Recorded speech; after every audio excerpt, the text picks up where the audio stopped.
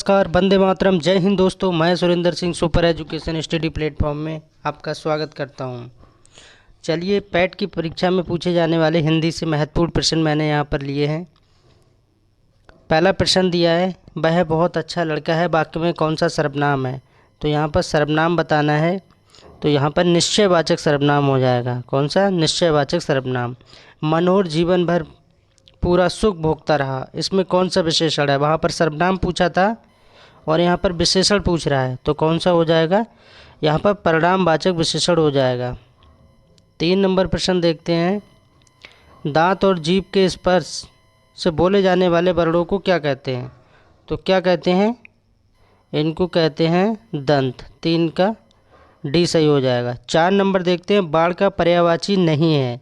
नहीं में पूछ रहा है कि बाढ़ का पर्यायवाची नहीं है, क्या नहीं होगा ये बताना है आपको। सारंग जो है बाढ़ का पर्यायवाची नहीं होता है। सिलीमुख, आशोक और विशिक ये तीनों होते हैं। नेक्स्ट देखते हैं 5 नंबर। आयोग बहा कहा जाता है। आयोग बहा किसको कहा जाता है?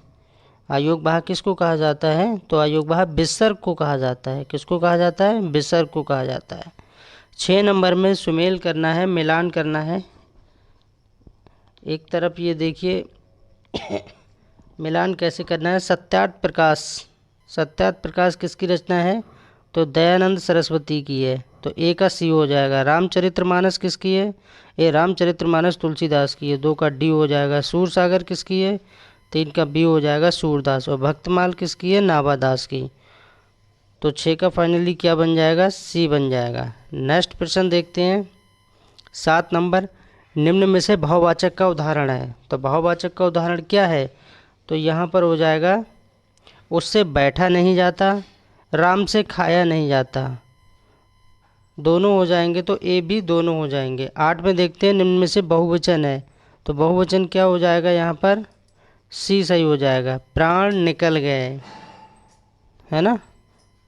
नेक्स्ट देखते हैं तत्सम और तद्भव का कौन सा युग्म सही है। जो पेयर है, जो जोड़ा है तत्सम और तद्भव का, पहले तत्सम आएगा और फिर तद्भव आएगा।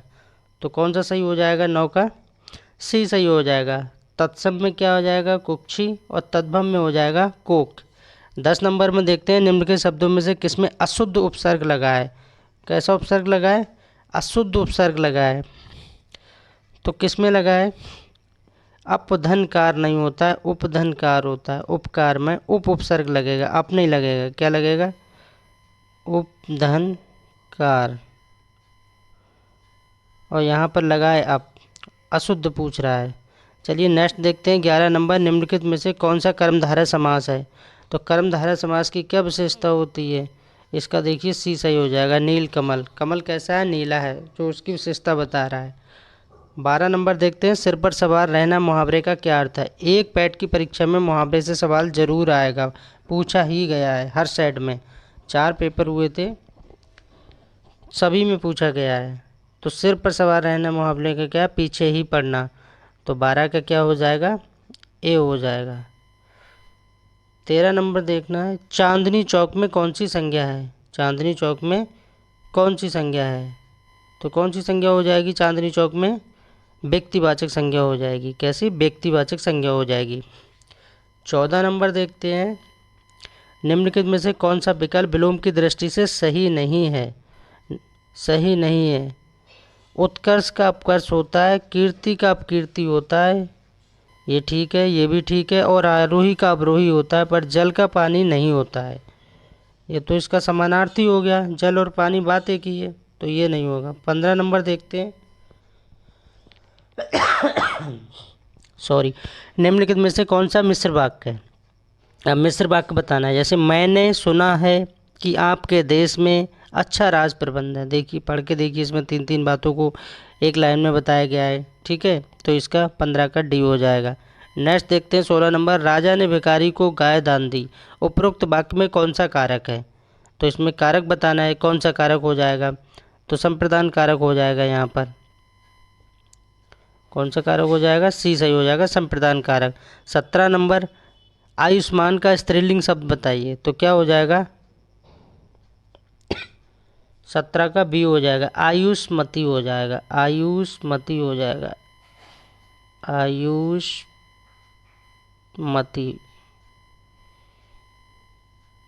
ये वाला सही हो जाएगा। 18 नंबर देखते हैं, मिट्टी का माधव होने का अर्थ है, क्या अर्थ है? बहुत ही मूर्ख होना, बहुत ही मूर्ख होना, सी सही हो जाएगा। 19 नंबर पर तद्धित का संधि विच्छेद क्या है? तद्धित का संधि विच्छेद करना है, तद्धित का, तो 19 का क्या हो जाएगा? तो इसका संधि विच्छेद होगा, बी वाला सही होगा, तद्ध, सॉरी ये काटिए, यहाँ पर दोबारा लिखते हैं, क्या हो जाएगा? तत् धन हित, ये याद रखना है, तत् धन हित। नेक्स्ट देखते हैं 20 नंबर, पावन में कौन सी संधि है? तो इसमें 2 प्रश्न यहाँ पर एग्जाम में पूछे जाते हैं। एक तो पूछा जाता है सिंपली आपसे पावन, तो इसका क्या हो जाएगा? पो धन अन हो जाएगा, ठीक है। और एक दूसरा पूछा जाता है पावन, इसमें आका डंडा लग जाता है, उसमें आका डंडा नहीं है, तो इसका क्या हो जाता है? यहाँ पर 2 मात्रा लग जाती है, पौ धन अन हो जाएगा,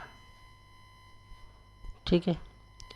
नेक्स्ट देखते हैं, अच्छा हाँ, यहाँ पर वो संधि बताना है, संधि लगेगी, तो इसका हो जाए आयादी संधि की बात कर रहा है ये।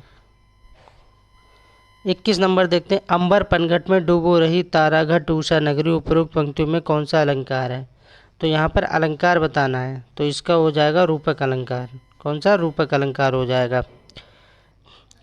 राग दरबारी किसकी रचना है? 22 में बताना है कि राग दरबारी किसकी रचना है, तो श्री लाल शुक्ल की रचना है, श्री लाल शुक्ल की रचना है। और 23 नंबर में क्या भूलूं क्या याद करूं किसकी रचना है?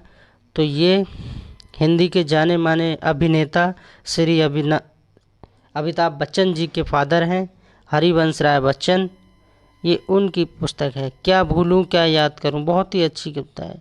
24 नंबर देखते हैं, कवि बिहारी मुख्यतः किस रस के कवि हैं?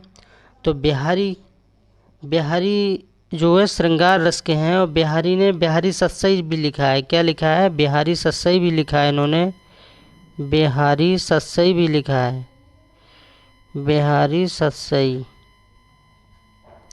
लगभग 700 दोहे हैं और ये फेमस हो गए, राजा जयसिंह के दरबारी कवि भी हैं बिहारी।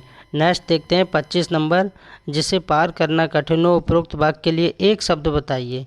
तो एक शब्द बताना है यहाँ पर, तो उसको क्या बोलते हैं? तो दुर्गम बोलते हैं उसको, बी सही हो जाएगा, दुर्गम बोलते हैं। निम्न में से शुद्ध वर्तनी का चयन कीजिए, शुद्ध वर्तनी का चयन कीजिए। वर्तनी से भी एक सवाल आता है, तो देखिए कौन सी वर्तनी ठीक है यहाँ पर, तो कौन सा सही होगा? पूजनीय होता है,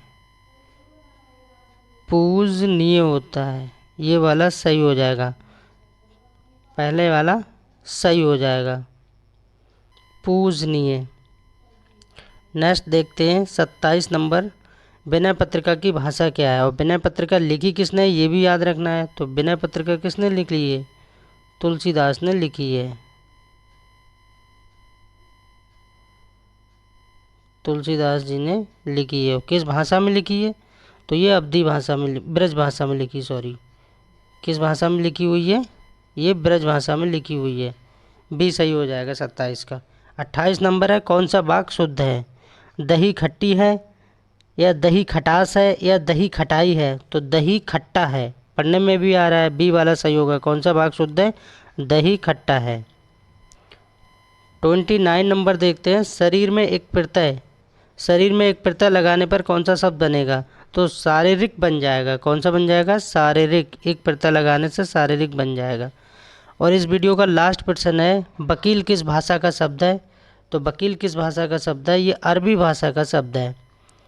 thanks for watching, please subscribe my channel.